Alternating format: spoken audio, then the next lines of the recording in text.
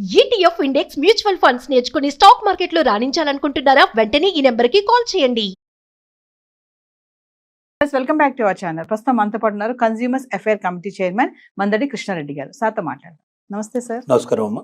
Sir, recent గా America వెళ్ళినటువంటి ఒక మహిళ ఎయిర్పోర్ట్ లో దిగగానే అక్కడ ఉన్నటువంటి officers, customs and border security officers ఎవరైతే ఉంటారో ఆమెను పట్టుకొని ఆమె దగ్గర గ్రీన్ కార్డ్ తీసేసుకొని దాని మీద విజిటింగ్ స్టాంప్ వేసేసారంట. అంటే గ్రీన్ కార్డ్ ఉన్న వాళ్ళకి విజిటింగ్ స్టాంప్ ఎలా వేస్తారు, అది అసలు ఏంటి ఒకసారి దాని గురించి? ఇప్పుడు ట్రంప్ వచ్చిన తర్వాత ఎలాంటి జాగ్రత్తలు తీసుకుంటున్నారంటే, అక్కడ ఉన్నటువంటి ఇల్లీగల్ ఇమిగ్రేట్స్ని పంపించడమే కాదు, పనికి మాలిన వాళ్ళు, పనికిరాని వాళ్ళు, అమెరికాకు భారంగా ఉండేవాళ్ళు, అమెరికా నుంచి ఏదైనా లాభాన్ని సంపాదించేటువంటి వాళ్ళందరినీ ఏర్పారేయమనేటువంటి పరిస్థితులు ఒక రకంగా ఆర్డర్స్ వచ్చాయి వాళ్ళకి. ఆ ఆర్డర్స్ ప్రకారమే వాళ్ళు ఏం చేస్తున్నారంటే, ఇప్పుడు మన పట్టుకున్నటువంటి లేడీ ఎవరుతున్నారు, షీఈ్ ఎ ఓల్డ్ లేడీ. తనకి ఏజ్లు, తన కూతురు ఎయిర్పోర్ట్ లో వెయిట్ చేస్తుంది బయట. తను వచ్చింది, దిగిన తర్వాత తను కొన్ని క్వశ్చన్స్ వేశారు వాళ్ళు.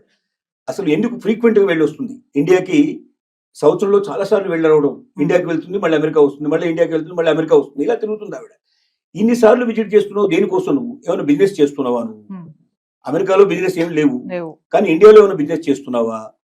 అమెరికా ఏమంటుని ఇండియాకు తీసుకెళ్లే ప్రయత్నం జరుగుతోందా? ఇలాంటివన్నీ వాళ్ళు క్వశ్చన్స్ వేశారు. ఈ క్వశ్చన్స్ లో తనకి ఇంగ్లీష్ 100% తనకు రాదు, కొంత వచ్చు కొంత రాదు. తను చెప్పిన ఆన్సర్స్ తికమక్గా ఉన్నాయి, సూట్ అవ్వట్లేదు. రెండోది ఏంటంటే, తనకు సంబంధించినటువంటి వాట్సాప్లు కానీ లేకపోతే మిగతా కానీ వాళ్ళు కొంత వెరిఫికేషన్ చేస్తే అమెరికాలో ఏదో కొంత బిజినెస్ జరుగుతున్నట్టుగా అనిపించింది. అంటే ఇండియాలో జరుగుతున్నట్టుగా అనిపించింది. అంటే అమెరికాకు సంబంధించిన డబ్బులు ఇక్కడ ఉన్నటువంటి ఇండియన్స్ ని అందరి దగ్గర డబ్బు తీసుకొని తను అమెరికాకు వెళ్ళి, అమెరికా లోపల ఇండియాకు వెళ్ళిన తర్వాత తను అక్కడ బిజినెస్ చేస్తోంది. అంటే ఆ బిజినెస్ ఏదో అమెరికాలో చేస్తే దానివల్ల ట్యాక్సెస్ వస్తే అది అమెరికన్స్ ఎంతో మేలు జరుగుతుంది. అమెరికాలో ఉన్న డబ్బుని ఇండియాకి తీసుకెళ్లడం వల్ల ఇండియన్స్ బెనిఫిట్ అవుతారు తప్ప అమెరికన్ బెనిఫిట్ అయ్యే అవకాశాలు లేవు. కాబట్టి వాళ్ళు ఎంతసేపు ఏం చూస్తున్నారంటే, అమెరికాకు బెనిఫిట్ ఎట్లా తీసుకురావాలి, అమెరికాను అగ్రరాజ్యంగా నిలబెట్టాలి, అమెరికా ప్రపంచాన్ని డామినేట్ చేసి రావాలి. ఇప్పుడే ట్రంప్ చెప్పే విధంగా ఇదే.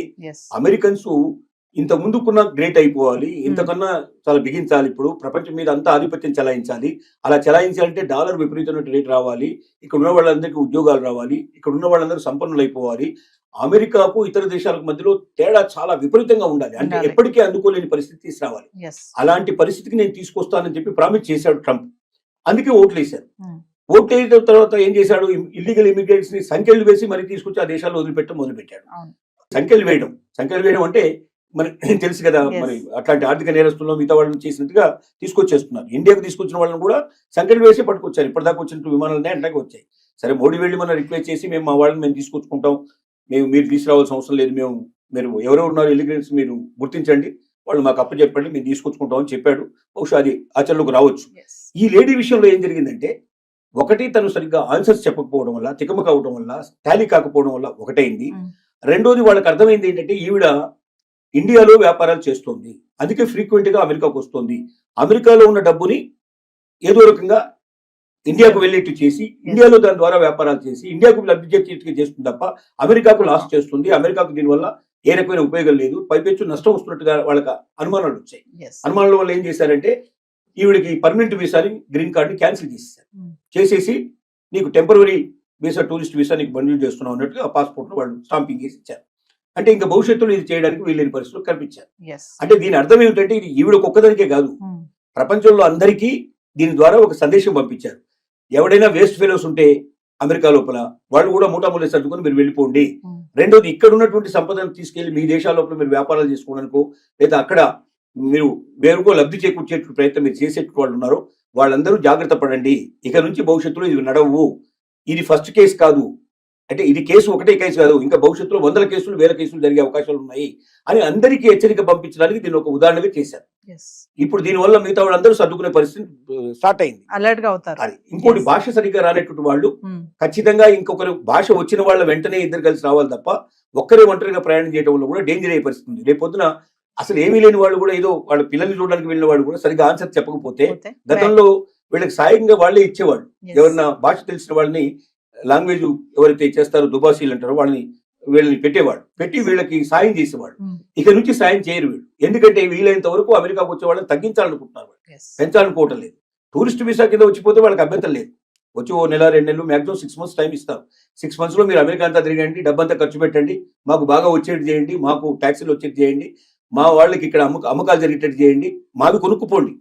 కానీ మీరు ఉన్నవి మా దగ్గర అమ్మడానికో లేకపోతే మా డబ్బును దోచుకుపోవడానికో మా ట్యాక్సెస్ని తగ్గించడానికో మేము ఇక్కడ సిద్ధంగా లేవు. కాబట్టి ప్రపంచ ప్రజలారా జాగ్రత్త పడండి.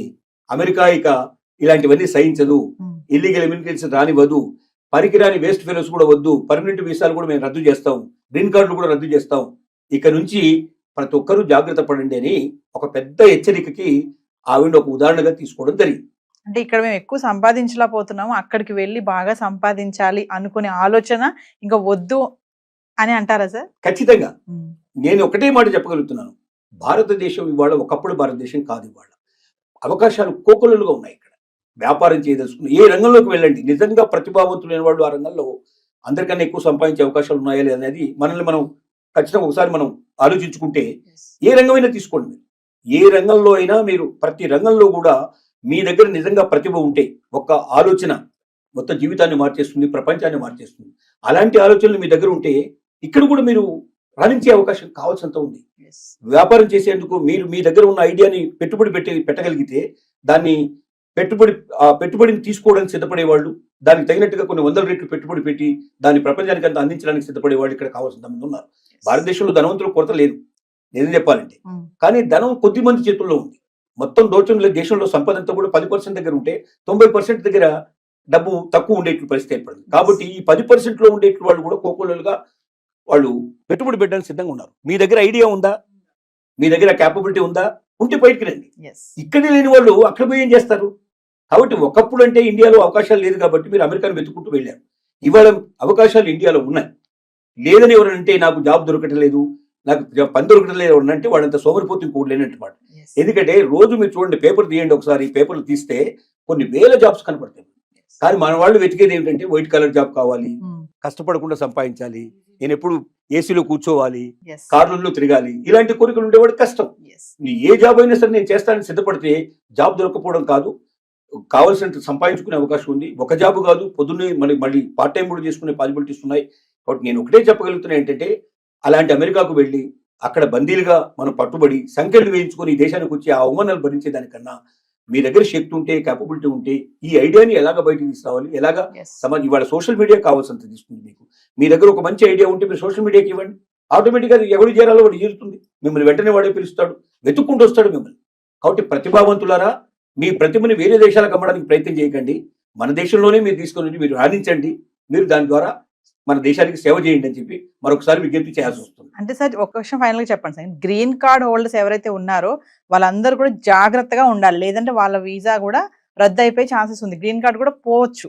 ఎంత క్లియర్ గా చెప్పాడంటే, గ్రీన్ కార్డు ఉన్న వాళ్ళ పిల్లలు కూడా అమెరికన్స్ కాదని చెప్పేశాడు. ఇంకా దాని అర్థం ఏంటి? గ్రీన్ కార్డ్ అనేది ఒక పత్రం మాత్రమే, ఒక పేపర్ మాత్రమే. అంటే నువ్వు అక్కడ జాబ్ చేస్తున్నావు, నీకు ఒకవేళ ఆ జాబ్ ఆల్రెడీ నీకు పద్ధతి ప్రకారం వచ్చి ఉంటే ఆ జాబ్ చేసుకోవడం నీకు పనికి వస్తుంది. కానీ నువ్వు పర్మనెంట్ రెసిడెన్స్ రాకుండా, పర్మనెంట్ రెసిడెంట్ అనేది మళ్ళీ వేరే, పర్మనెంట్ రెసిడెన్సీ నీకు రాకుండా, నువ్వు రెసిడెంట్ కాకుండా అక్కడ నీకు అమెరికా లోపల అమెరికా పౌరసత్వం నీకు లేదు. అమెరికా పౌరసత్వం అంటే గ్రీన్ కార్డు యొక్క వాల్యూ ఎంత? తాత్కాలికమైంది తప్ప ఏం లేదు. అంటే L1 వీసా లాంటిది ఒక రకంగా చెప్పాలంటే గ్రీన్ కార్డు కూడా. L1 వీసా 3 ఏళ్ళు పనిచేస్తే గ్రీన్ కార్డు ఒక 5 ఏళ్ళు పనిచేస్తుంది, 10 ఏళ్ళు పనిచేస్తుంది, లేదా వాడికి ఎప్పుడు కోపం వస్తే అప్పుడు పంపించేస్తాడు. కాబట్టి గ్రీన్ కార్డు ఉన్నంత మాత్రంలో నేను అమెరికన్ని, ఇంకా నాకు ఏ రకమైనటువంటి ఆపద లేదు, నేను లైఫ్ లాంగ్ ఇక్కడే ఉంటానని ఎవరన్నా కళ్ళు కంటే ఆ కళలు కళ్ళని చెప్పి నిరూపించడానికే మన ఆ లేడీ ఉదంతం అనేది ఒక రకంగా చెప్పుకోవచ్చు. థ్యాంక్ యూ అండి, నమస్కారం.